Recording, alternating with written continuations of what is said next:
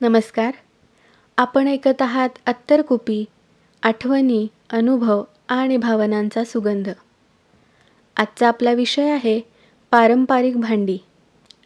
हा विषय तुम्हाला नक्की आवडेल, त्यामुळे हा व्हिडिओ शेवटपर्यंत नक्की बघा. चला तर सुरुवात करूया. बालपणापासून आपल्यावर खाद्यपदार्थांचे, त्या चवींचे संस्कार झालेले असतात. तीच चव आपल्याला हवी असते. प्रत्येक घरातल्या स्वयंपाकाला एक वेगळी चव असते आणि ही चव आजी, आई आणि मुलगी अशा 3 पिढ्यांपर्यंत चालत आलेली असते.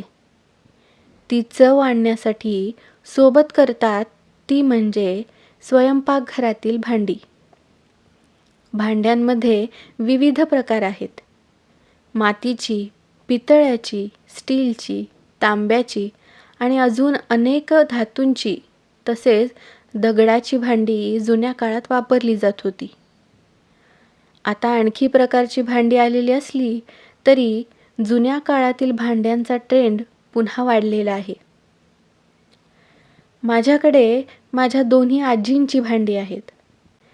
माझ्या आईचा संसार जेव्हा सुरू झाला होता तेव्हा तिच्या सासूने आणि आईने तिला ही भांडी दिली होती. अर्थात त्या दोघींनाही त्यांच्या सासू आणि आईने दिली असावीत. आणि अशी परंपरागत भांडी माझा संसार सुरू झाला तेव्हा माझ्याकडे आलेली आहेत. ही फक्त भांडी नाहीत, तर या भांड्यांमध्ये संसाराची, संस्कृतीची आणि आशीर्वादाची देण आहे. आणि सगळ्यात महत्त्वाचं म्हणजे परंपरागत चवीची देण आहे. आपण नवीन भांडे विकत घेऊ शकतो, पण मला अशी जुनी भांडी प्रिय आणि आपलीशी वाटतात. कारण या भांड्यांवर आपल्या अनेक पिढीच्या सुगरणींचे हात मायेने फिरलेले असतात. हृदयाचा मार्ग पोटातून जातो असं म्हणत या सुगरणींनी या भांड्यात चविष्ट पदार्थ करून आपला संसार सुखाचा केलेला असावा. आजीचा मसाल्याचा डबा माझ्याकडे आहे. त्यातले मसाले काळानुसार बदलले असले तरी कडकडीत फोडणी कशी द्यायची याची शिकवण त्या डब्यात बंदिस्त आहे. डाळ भाताचा कुकर लावताना डाळीमध्ये हिंग, हळद, मीठ आणि तेल टाकले की कुकरची शिट्टी होऊन त्याची वाफ गेली की लगेच ताटात वाफाळलेला गरमागरम मऊसूद भात, त्यावर ही खमंग डाळ आणि साजूक तूप.